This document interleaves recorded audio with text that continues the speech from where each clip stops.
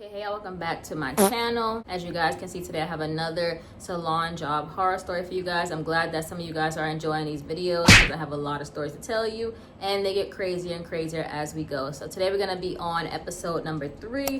This one is my boss paid me $50 a day. Couldn't even afford lunch. Worked me 11 hours one time.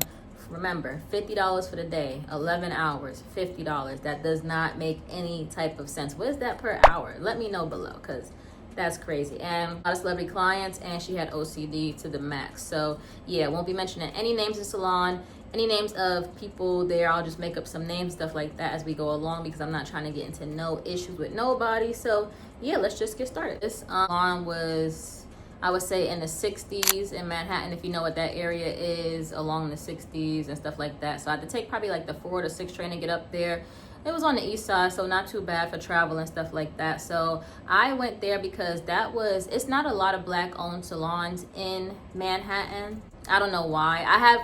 That's probably the only black owned salon I've worked in the city or whatever, which I really wanted to work in a black owned salon so I could learn different stuff. If you guys know my heritage, my mom's black, my dad's Italian. I was raised with my mom basically and stuff like that. So I know how to do my people's hair, etc. and stuff like that. So I really wanted to see, like, you know, how would that be working in a high-end salon, but a black-owned salon? Would they treat me better, etc., than the white salons would? I'm just being blunt with you guys, because the white salons, you know, I don't get treated the best, let's say that.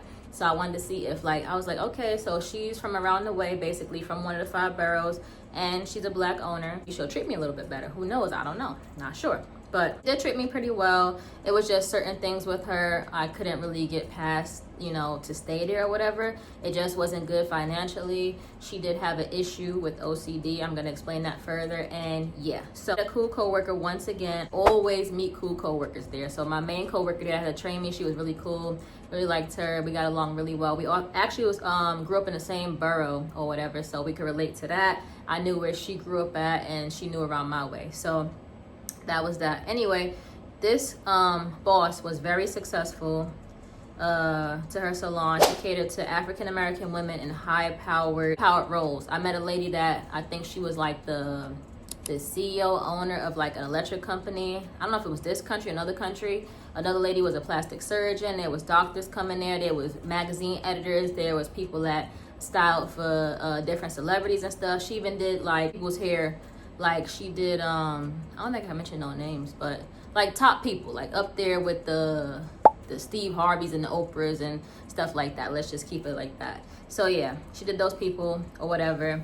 And looking at that, like all of that was very motivating to me and stuff like that. And I just love being around that. I felt very comfortable and stuff like that. I didn't have to be something I wasn't. I don't know, it was just like a comfortable atmosphere. So I was like, I hit the jackpot here because this is great. The salon wasn't too big or nothing like that. But with the cons, basically. So, knew the job from the gate was only $50 a day, right? But I had no idea how much she charged for her services. And then when I found out, I was shocked. Let's say, okay, so if you guys know what a sew-in is, she did sew-ins, right? At the time, this was a while back. At the time, she charged $1,600, $1,600 per head for her services. There was other services like Brazilian blowouts and stuff like that. It's like a chemical straightener, let's just say.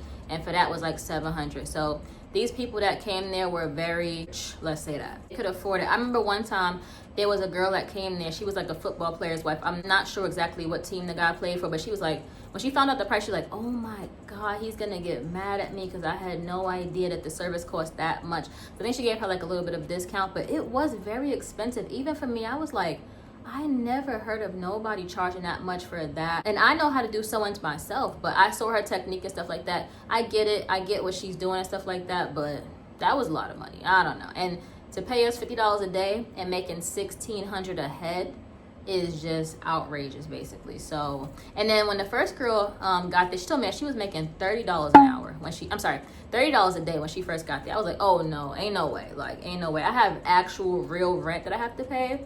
And it's no way I could sit here and make $30 a day. Even 50 is like too little bit. So the tips was great there. Like if I got the lady a glass of water, she would tip me $20 just to get her a glass of water. I did nothing else. I did hair washing and stuff like that, the usual. So I didn't like when they would come in, they would have their sew-ins in, so they would just come in for maintenance. So I had to wash the sew-ins. Washing sew-ins is a little bit harder than just washing normal hair, but I had sew-ins before, if you guys know what that is, and I know how to wash a sew-in, so it wasn't too hard for me. We had to wash extensions, dry them, different things like that. So yeah, a little bit different, but I was used to everything. So, you know, she would always talk about like the opportunities that could come, like with her assistant, that she's been to many different places. She's assisted her on celebrity, you know, like I guess in their houses and stuff like that to do their hair and whatever. But I would have to wait years for those type of experiences, and I don't even know if I would even get paid extra. Obviously the celebrity could tip me or whatever, but they might not. I have no idea. So I said she wasn't mean, but she had really, really bad OCD. So the salon was white, pretty much. She had a white floor, and she could not stand to see footprints on that white floor. So if you know about washing hair, right? So I'm washing hair. The water's splashing on the floor, and I'm stepping in that, in and out, because I'm moving at a fast-paced speed. So our shoes are dirty. So the white floor, you're gonna see footprints.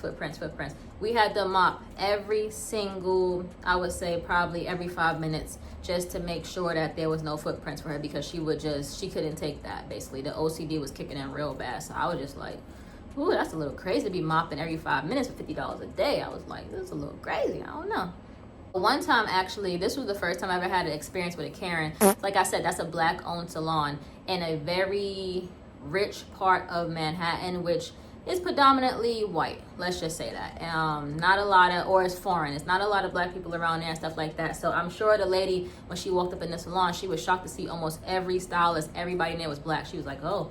So at first she didn't seem like nothing was going on. So she came in there or whatever, sat down, and I don't know, the stylist was telling her something and she didn't like what she said.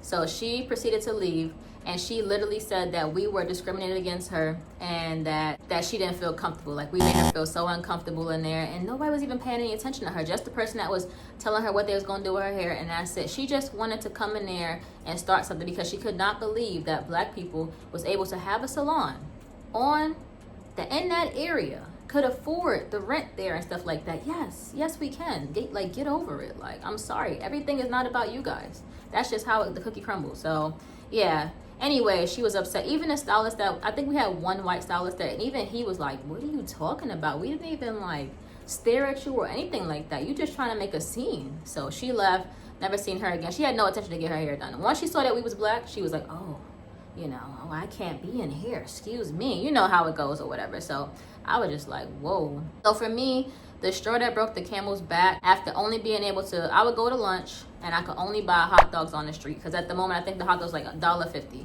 So I would have hot dogs, and I would come upstairs, right, and they'd be like, why are you eating hot dogs? That's so bad for you. I was like, well, I can't afford to get anything else to eat. I can't go across the street to Equinox and get a $20 green juice, which I wouldn't anyway, but that's what they be getting, salads and green juices. Like, how can I afford any lunch, having to buy a Metro card, pay rent, buy clothes to wear to work, and have money for lunch? I can buy a $1.50 hot dog. That's all I can buy. Like, I don't understand. I barely had enough money to buy a Metro card to get back and forth. And then another one was back for me too, was when she had me there for 11 hours straight, and I was the only one left to assist her. I don't know why we was running so late. I was supposed to have been leave at like 6. It probably was like 9, 10, 11 o'clock. I don't know. It was late. That's all I know about that. 11 hours, $50 a day. My feet hurt so bad, I could barely walk to the train station. And I just was like, this ain't worth it. Like, how many years do I have to wait to, assist you at these modeling fashion shows to do hair and stuff like that? How long do I have to wait to go to the celebrity clients with you guys to, assist with doing hair? Like, I'm certified to do the Brazilian blowouts just like her assistant is, or whatever, her main assistant, but I wasn't doing that. And when the girl did the Brazilian blowout, she got, obviously, like, let's say it was $700, the girl got $300 from it. So I really didn't want to do those anyway, just because Brazilian blowouts, if you guys know what that is, if you don't do them properly and it's a lot of smoke, it can cause cancer for me. And I'm not trying to get cancer because I'm doing a hair treatment and I want to make money from it. It's not worth it to me. Obviously, you could wear a mask and stuff like that, but still, it's just not worth it to me in the end. So anyway, I don't like leaving jobs. It's like weird. I hate having to say like, oh, hey, I'm going to be quitting. I'm going to get a new job. And then she asked me like, what's wrong? Why? Et cetera, et cetera. why? But I didn't tell her like the real reason. I just told her, I think I told her it's not enough money for me. $50 a day, I can't survive on that. And I think I stayed there probably like, I don't even know, maybe like a couple of months or so, because I was licensed, I had my license, so I can go to any job, make more money than that. And she was really cheap, I would say, to make that much money. Had a very small salon. I know the rent was crazy because the location and stuff like that, but you could have paid us more. Come on. And she even did wigs for celebrities that was doing TV shows. One of the celebrities came upstairs one day. I'm not gonna say her name, but she came up. She's like, "Oh my God, look at all these beautiful ladies and stuff like that," or whatever. She was so nice, sweet. I just recently watched her on a movie. I was shocked to see her. I was like, "Oh my God, you got people like this coming in here? That's crazy." But yeah, I mean, the celebrity thing was cool and stuff like that, but I can't eat hot dogs every day for the next 2 years or whatever you're gonna have me here making this $50 an hour. I just can't. Like, and you're flying out to different countries and people are paying you about $25,000 to do their hair, the color extensions for them and different things like that. And I just can't live like that. That's just too crazy for me. So yeah, let me know what you think about this story. Do you think that she should have paid us more? Do you think that, you know, she's charging $1,600 a head? Why is she paying us $50 a day? She only has 2 assistants. I don't know how much the other girl was getting. Obviously, she was getting paid for the services that she helped her with and stuff like that, but she started at $30 a day. I don't think I could have survived there much longer, and there were other jobs out there waiting for me to make more money, as you guys will learn as the stories go by. So yeah, that's pretty much the story for that one. Let me know what y'all think. The next one I'm going to be telling you guys, which I'm going to film today, but y'all see it another time. It is episode number 4. This is when I went to an interview and the owner literally walked out, saw me in the waiting area, and kicked me out of the salon.